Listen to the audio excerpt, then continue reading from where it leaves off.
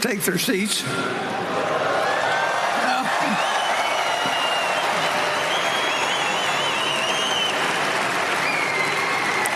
This is my 60th annual meeting, and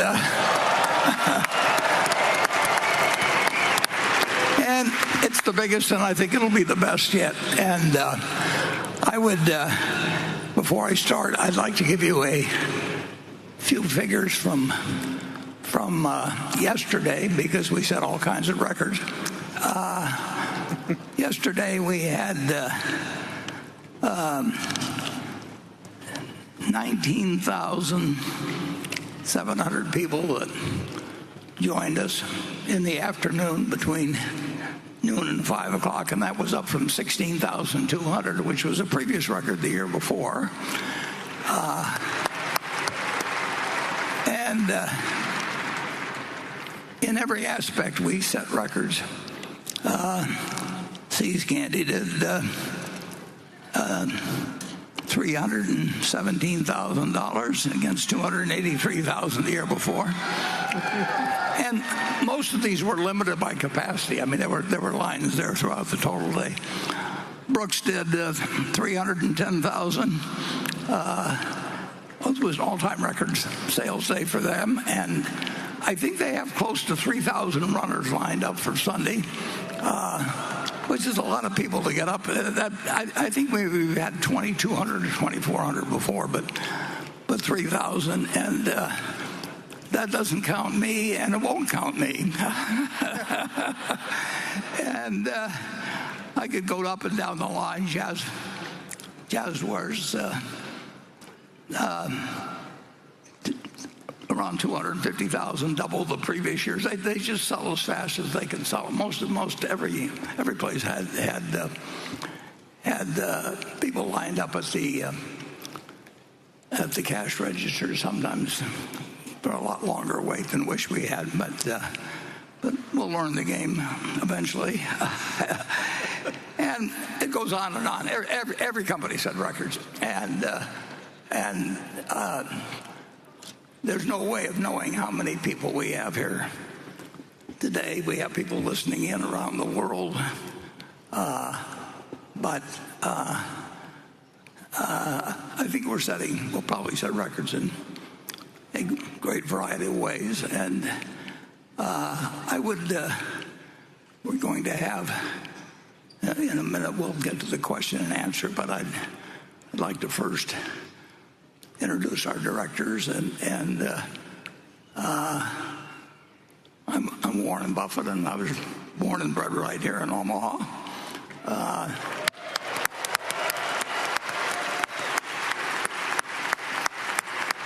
We have Greg Abel. He was born and bred in Canada. And we have Ajit Jain, who was born and bred in India. So we have a very diverse group. And in the audience, and I will introduce them alphabetically, and if they'll stand as I introduce them. And I know it'll be an effort, but withhold your applause till the end so that we can get through the list. But we'll start alphabetically with Howard Buffett. Howie, would you stand? And withhold the applause. It'll go to his head.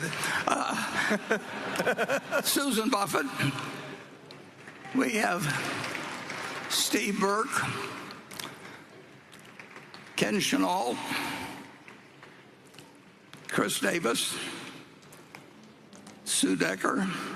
Sue's our lead director. Charlotte Guyman, Tom Murphy Jr., Ron Olson, and I'll have a few, and when we finish, I'll have a few more things to add about him. Wally Weitz and Merrill Whitmer. And with that, you've got our all-star cast.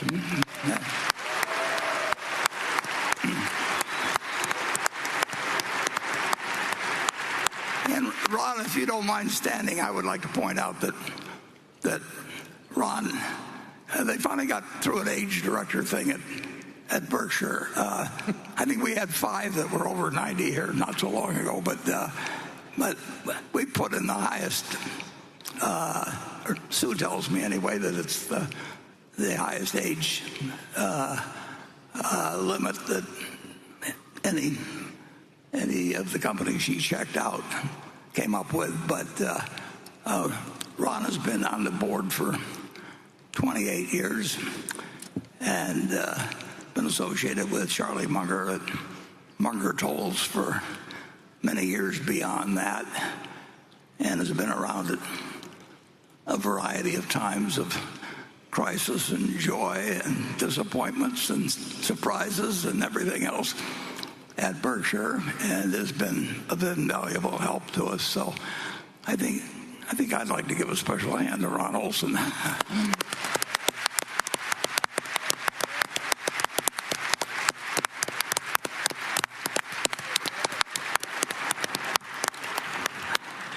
And I think I'll do something else that isn't done usually at annual meetings, but I haven't had a chance. I listened to him on Thursday afternoon. It's the only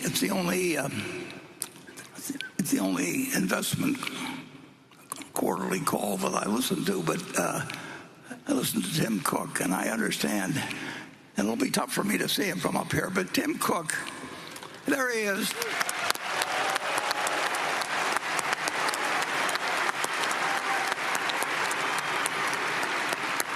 I'm somewhat embarrassed to say that Tim Cook has made the Berkshire a lot more money than I've ever made Berkshire Hathaway. So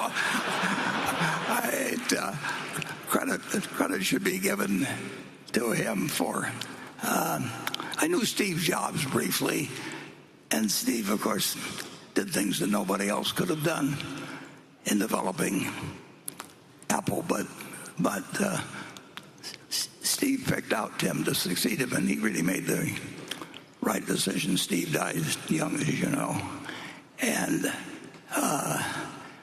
nobody but Steve could have created Apple, but nobody could. But Tim could have developed it like it has. So on behalf of all of Berkshire, thank you.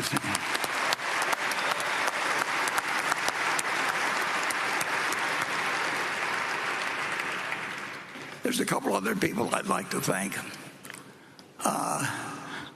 I don't do any work in terms of the show or anything else around Berkshire, but what you see today is the product of a lot of people at Berkshire. They forget, they don't think of themselves as the one who's supposed to screw a light in and leave for somebody else, and specialists to come along and do other things. The people of Berkshire put on this show every year, and our chief financial officer and just everybody pitches in. It's a remarkable organization that way, but it's led this year in the last few years by Melissa Shapiro, and she's made this whole thing work. Melissa.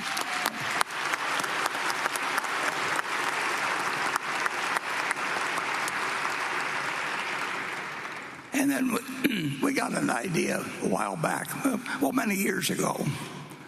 I'll take it all the way back. Maybe 65 years ago, I met Carrie Sova's grandfather and his wife. Well, they had 9 children, and Susie and I joined a playhouse group, and I don't look like the kind of guy that would join a playhouse group, but it turned out to be a great move in many ways. First of all, I enjoyed the plays, but beyond that, I met not only Carrie's grandfather, who ran an insurance company in Omaha, Bill Kaiser, but I also met the Pumpkin Boys' parents, Louis and Francis. So in one sort of accident, when I was in my 20s, came up with all kinds of good things. And in connection with Carrie, her father ran a company called Central States. And later on, we bought that company. And then her father ran the company. Her sister went to work for Berkshire some years ago, and then she decided to have a family and subsequently had 4 kids, so she left. But Carrie moved right in, and Carrie had amazing talents behind, just like a good many people do. They have talents you don't realize till you give them some responsibility. And so 10 or 11 years ago, I asked Carrie to do a 50th anniversary book about Berkshire and just use her imagination. And she didn't need to check with me or do anything. She never edited a book. She'd never published a book. She'd never dealt with the printers before. But she just went out and promptly put together this 50th anniversary book. And then this year, then Carrie, of course, got married and had 3 kids, so she had to leave us. But and we go to a baseball game once a year, and we invite some of our distinguished alumni like Carrie to join us. And Carrie, even though she was raising 3 children, and you may have met 1 or 2 of them in the last day or so, she volunteered to bring together a 60th anniversary book, and which I asked for. And again, she took the whole thing. She just did it. She kept doing the things with her kids, and every now and then I'd ask her how it was going, and she'd tell me how it was going. And so she put together the 60th anniversary book, and got it done by, maybe a week before the meeting, because I gave her the assignment very late. And yesterday we sold, I think it was 4,000 plus, 4,000 to 4,500 maybe. 4,400. We printed 8,000. We intended to print 5,000, but so we sold 4,400 books yesterday, and we'll have roughly 3,600 left out there today. And it's kind of a whimsical but accurate, and she came out with just the book I hoped she would come out with. And then as we went through this publishing experience, Carrie wouldn't take a dime, but I did get her to name her favorite charity, and the Stevens Center, which takes care of homeless people and does a great many other things. It's located about 5 or 6 miles from where we are here south. Has been doing a wonderful job. Her grandfather helped form it.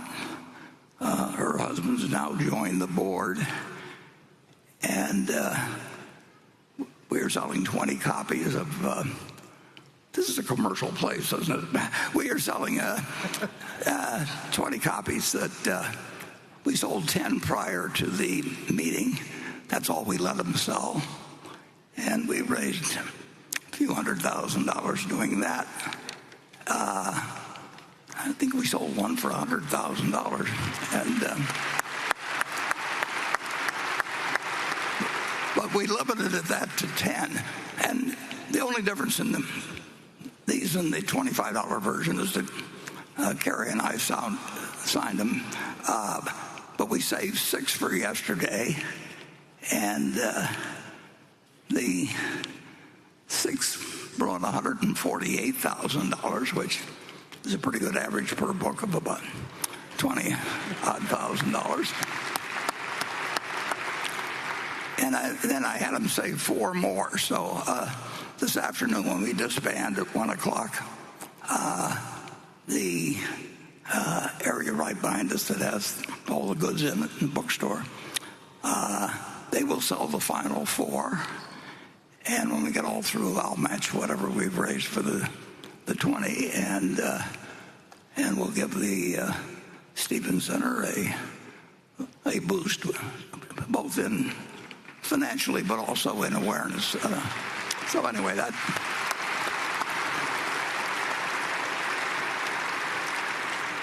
And when you look at that book, Carrie really did the whole thing. I mean, there's a lot of information in there, and she dug through it, and she came through a couple times maybe to check a fact or two. But she got material from the Munger family. She just did a wonderful job, and I couldn't get her to take a penny for it. So I'm going to ask her to do a lot of other things in the future. Okay. With that, I think we've covered all the business. So we will move to Becky's questions that she's received from, I don't know how many she's received, but from all over the country and perhaps outside the country. And she's picked out a group of them, which she has not shared with me. And we will alternate questions between Becky and the audience, which we have by zones. And with that, I will turn things over to Becky for the first question. Thanks, Warren. This first question comes from Bill Mitchell. I received more questions about this than any other question. He writes, Warren, in a 2003 Fortune article, you argued for import certificates to limit trade deficits and said these import certificates basically amounted to a tariff. But recently, you called tariffs an act of economic war. Has your view on trade barriers changed, or do you see import certificates as somehow distinct from tariffs? Yeah, well, the import certificates were distinct, but their goal was to balance imports against exports, and so that the trade deficit would not grow in an enormous way. In fact, it would have, and it had various other provisions in it to help third world countries at that time, as they were called, to perhaps catch up a little bit. And they had a variety of aspects to them, but basically they were designed to balance trade. And I think you can make some very good arguments for the fact that balanced trade is good for the world, and the more balanced trade there is, the better. It will continue to be better for cocoa to be raised in Ghana, and coffee in Colombia, and a few things. And over time, the American industry has gone from being an agricultural country. This was nothing but an ag country. I mean, virtually, and that was only 250 years ago. And we have become a very industrial country, and we did not want to make that a situation, in my view, where we ran greater and greater deficits, building up greater and greater debts against the country. So I designed this import certificate thing, which Charlie thought was a little too much like Rube Goldberg. I don't know whether that name is, but it's gimmicky. But it's certainly a lot better than anything I think than we're talking about now. And there's no question that trade can be an act of war, and I think it's led to bad things. Just the attitudes it's brought out in the United States. I mean, we should be looking to trade with the rest of the world, and we should do what we do best, and they should do what they do best. And I don't think it...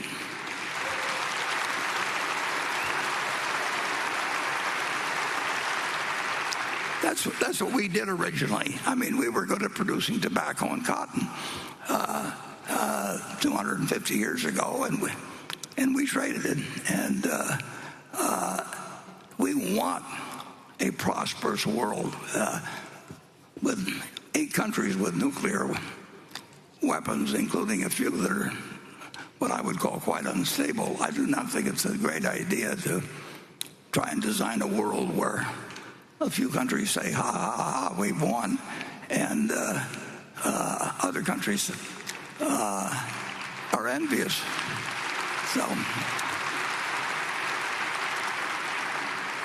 So my import certificate idea, which went no place, I think we've got extra copies, Rob. We've not a great demand for the copies. If anybody did... And if you'd like, and write the office, I think we could probably send you a copy of it. But the main thing to do is not use... Trade should not be a weapon. And the United States, we've won. I mean, we have become an incredibly important country, starting from nothing. 250 years ago, there's nothing been anything like it.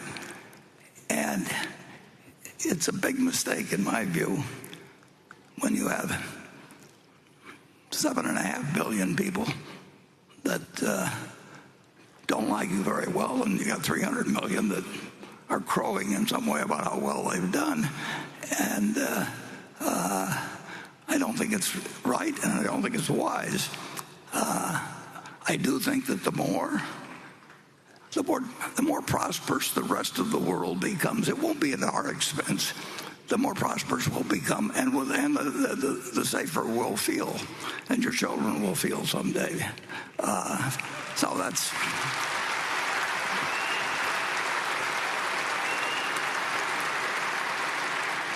But don't expect my import certificate idea to go down there with Adam Smith's Wealth of Nations or anything. Okay, let's go to Area 1. Mr. Buffett, Mr. Abel, and Mr. Jane, good morning. I'm S.T. Cheung. I'm from Hong Kong. Mr. Buffett and Mr. Munger did a very good and successful investment in Japan in the past 5 or 6 years. The recent CPI in Japan is currently above 3%, not far away from its 2% target. Bank of Japan seems very determined in raising rates, while Fed, ECB, and other central banks are considering to cut them. Do you think BOJ, Bank of Japan, makes sense to proceed the rate hike?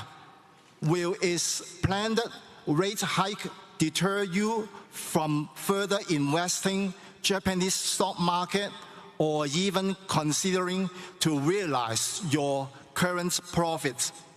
Thank you very much for arranging this greatest event every year. Finally, I wish you healthy always and keep holding this shareholder meeting. Thank you.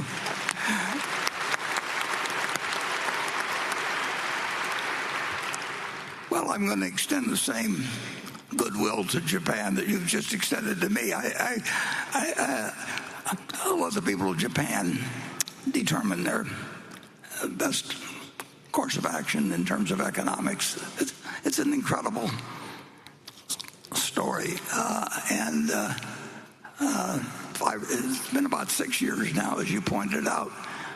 I was just going through a little handbook that probably had 2,000 or 3,000 Japanese companies in it. One problem I have is that I can't read that handbook anymore. The print's too small, but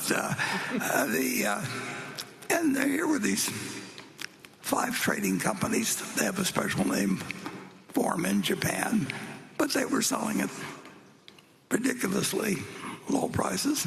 And so I spent about a year acquiring them, and then we got to know the people better, and everything that Greg and I saw we liked better as we went along. So we got fairly close to the 10% limit that we told the company we would never exceed without their permission. And so we did ask them recently whether that limit could be relaxed, and it's in the process of being relaxed somewhat. I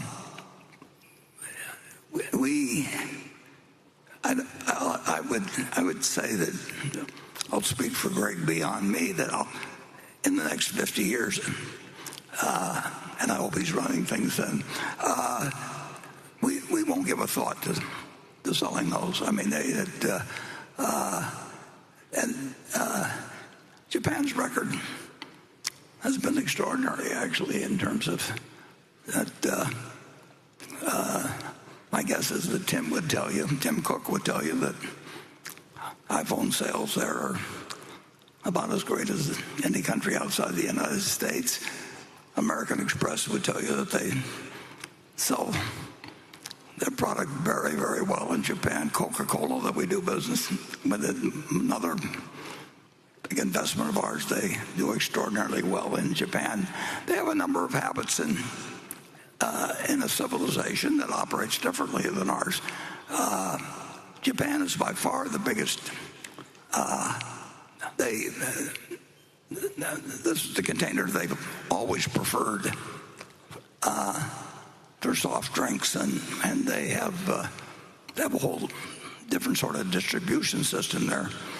But we have been treated extremely well by the 5 companies. They talk with Greg primarily. I went over there a year or 2 ago. Greg's more cosmopolitan than I am, so he's which isn't saying much, actually. But very little.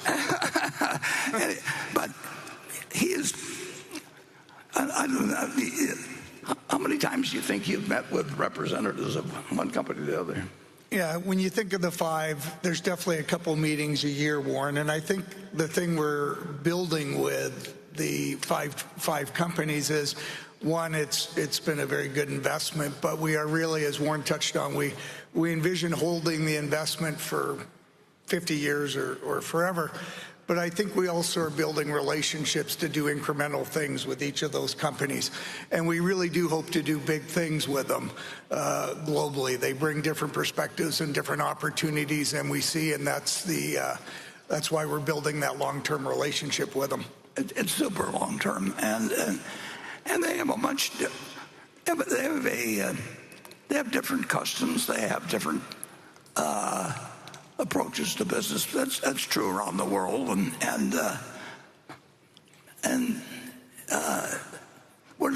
we don't have any intention in any way of trying to change what they've done because they do it very successfully, and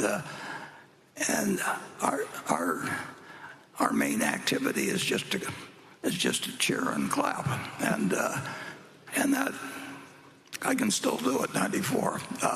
So we will own those.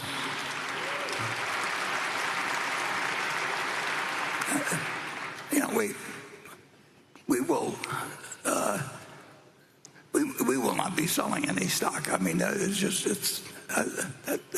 will not happen in decades, if then. And my guess is that they will find things, because they cover the world pretty much, the 5 trading companies. We will find things occasionally that may be very large for any individual company there. They may in some way be assisted by some help we bring to the situation. But that will be an expanding relationship. it's too bad that Berkshire has gotten as big as it is, because we love that position, and I'd like it to be a lot larger than it is. But even with the 5 companies they're very large companies, and they're large companies in Japan. And we've got at market, in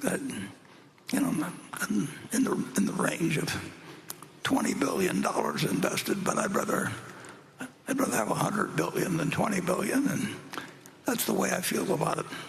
Several other investments we have, but size is an enemy of performance at Berkshire, and I don't know any good way to solve that problem, but Charlie always told me that having a few problems was good for me. I never quite understood that, but if you listened to him moralize, you would understand. And it's not an impossible problem at all.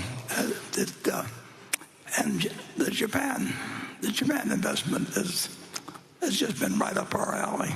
You want to add anything on that, Kurt? No, I think you've touched it, but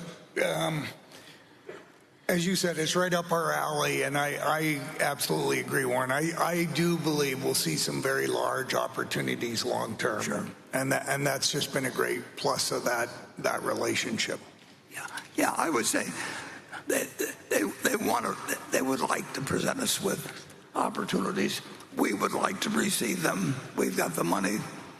We both get along very well with each other, and they have some different customs than we have. They drink the #1 Coca-Cola product they drink over there, something called Georgia coffee. I haven't converted them to Cherry Coke, and they're not going to convert me to Georgia coffee. But it's a perfect relationship. I just wish we could get more like it. And I never dreamt of that when I picked up that little. It wasn't so little, it was about that thick, but sometimes 2 companies to a page, and a couple thousand pages, I believe. But it's amazing what you can find when you just turn the page. We showed a movie last year that about turn every page, and I would say that turning every page is one important ingredient to bring to the investment field. And very few people do turn every page, and the ones who turn every page aren't going to tell you what they're finding. So you got to do a little of it yourself. Okay. Becky? This next question comes from Advait Prasad in New York. He writes, today Berkshire holds over $300 billion in cash and short-term investments, representing about 27% of total assets, a historically high figure compared to the 13% average over the last 25 years. This has also led Berkshire to effectively own nearly 5% of the entire U.S. Treasury market. Beyond the need for liquidity to meet insurance obligations, is the decision to raise cash primarily a de-risking strategy in response to high market valuations, or is it also a deliberate effort to position Berkshire's balance sheet for a smoother leadership transition, providing Greg Abel with maximum flexibility and a clean slate for future capital allocation decisions? And I will add one line from another shareholder, Mike Conway, who asks, are you encouraged you may see some fat pitches coming your way? Yeah. Well, I wouldn't do anything nearly so noble as to withhold investing myself just so that Greg could look good later on.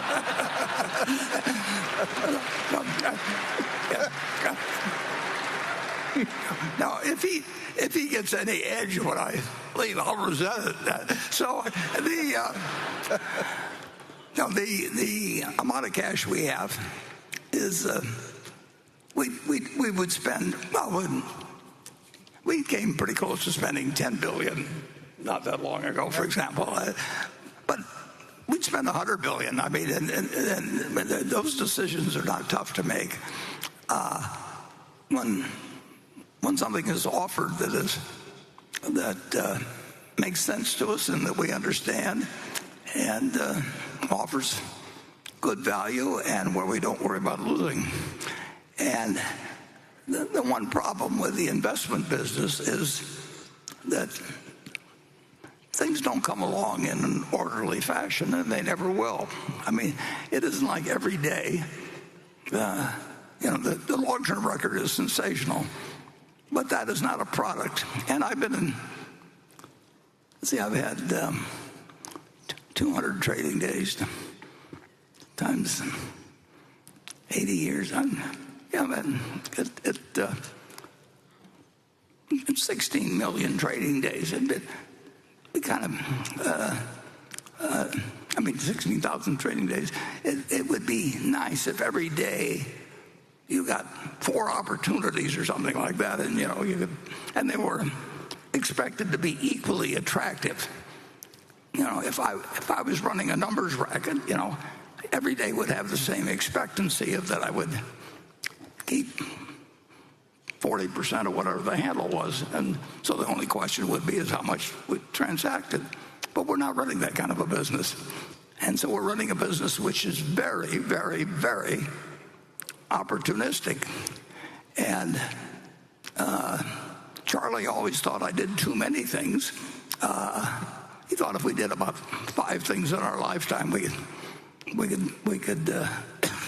end up doing better than if we did 50, and that we never concentrated enough. So that we would rather have, if we've got $335 billion now in treasuries, we would rather have conditions that are developed where we would have like $50 billion or something like that. But that just isn't the way the business works. And we have made a lot of money by not wanting to be fully invested at all times. And we don't think it's improper, actually, for people who are passive investors just to make a few simple investments and sit for their life. But we've made the decision to be in the business, so we think we can do a little better than that by behaving in a very irregular manner. But if you told me that I had to invest, let's say that we have a roughly $40 billion a year coming in, and we start with 335. If you told me I had to invest $50 billion every year till we got down to $50 billion, that would be the dumbest thing in the world to invest in that manner. Things get extraordinarily attractive very occasionally. The long-term trend is up. Nobody knows. And I certainly don't know. Greg doesn't know. Ajit doesn't know. Nobody knows what the market is going to do tomorrow, next week, next month, and nobody knows what business is going to do tomorrow, next week, or next month. But they spend all their time talking about it because it's easy to talk about, but it has no value. I've never found anybody I wanted to listen to on the subject, and on the other hand, I've found that leafing through things like that big Japanese book that I can't read anymore, that's a treasure hunt. And every now and then you find something, and occasionally, very occasionally, but it'll happen again, that I don't know when.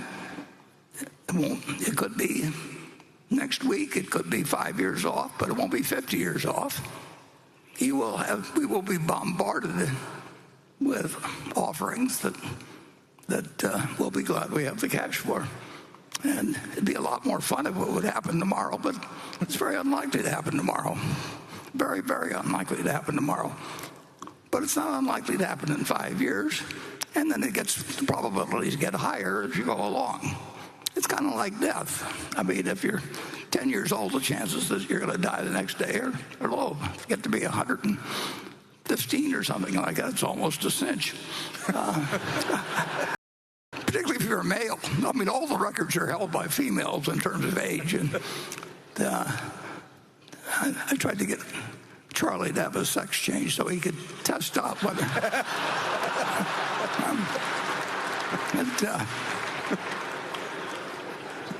he did pretty well for being a male, I'll put it that way. Okay. Station 2. Good morning, Warren, Greg, and Ajit. My name is Jackie Han. I'm from China and now work in Toronto, Canada.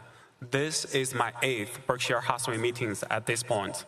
I've probably spent more time with you than most people spend on Netflix. As you might guess, coming from a Chinese family, we've always had a soft spot for real estate.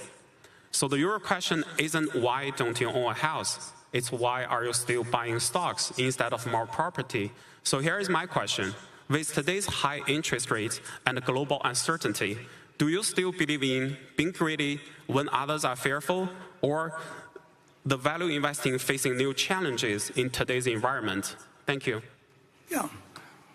Well, in respect to real estate, it's so much harder than stocks in terms of negotiation of deals, time spent, the involvement of multiple parties in the ownership. Usually when real estate gets in trouble, you find out you're dealing with more than the equity holder. But there have been times when large amounts of real estate have changed hands at bargain prices, but usually stocks were cheaper, but they were a lot easier to do. So Charlie did more real estate. Charlie enjoyed real estate transactions, and he actually did a fair number of them in the last 5 years of his life. But he was playing a game that, and it was an interesting game to him. But I think if you'd asked him to make a choice when he was 21, he had to either be in stocks exclusively the rest of his life or real estate the rest of his life. He would have chosen stocks in the second. There's just so much more opportunity, at least in the United States. There's so much more opportunity that presents itself in the security market than it does in real estate. And in real estate, you're usually dealing with a single owner or a family that owns maybe a large property they've had a long time. Maybe they've borrowed too much money against it. Maybe the population trends are against them. But to them, it's an enormous decision. When you walk down to the New York Stock Exchange, you can do billions of dollars worth of business totally anonymous, and you can do it in 5 minutes. And the trades are complete when they're complete. In real estate, when you make a big deal with a distressed lender, when you sign the deal, then you go into another phase. I mean, then people start negotiating more things, and it's a whole different game, and a different type of person, to some extent, enjoys the game. We did a few real estate deals that came our way in 2008 and 2009, but the amount of time that they would take us compared to doing something intelligent and probably better in securities, there was just no comparison. I mean, in a real estate deal, every sentence is as important as a person, and in stocks, if somebody needs to sell 20,000 shares of Berkshire or something, and they call us and the price is right, it's done in 5 seconds, and it closes all the time. People who you certainly wouldn't want to have marry your daughter, or they behave well, actually. in stocks. Partly that's because they're probably having their wires or phones or whatever it is recorded as to what they've said and everything. but the completion rate for working on anything in stocks is, assuming you've got a meeting of the minds on prices, essentially 100% in real estate. It just begins when you agree on deals, and then they take forever. So for a guy 94, it's not the most interesting thing to get involved in something where the negotiations could take years.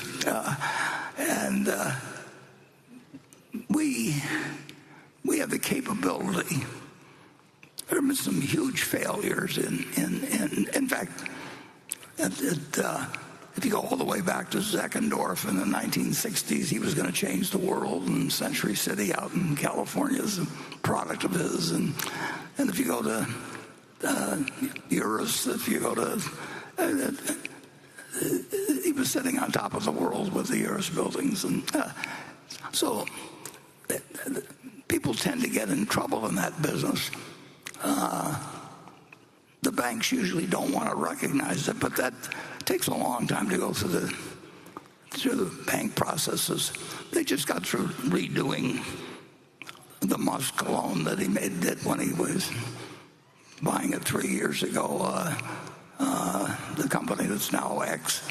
And, 3 years to work out a transaction that where you've got parties on both sides that aren't ready to act. We find it much better when people are just ready to pick up the phone, and you can do hundreds of millions of dollars worth of business in a day. I've been spoiled, but I like being spoiled, so we'll keep it that way.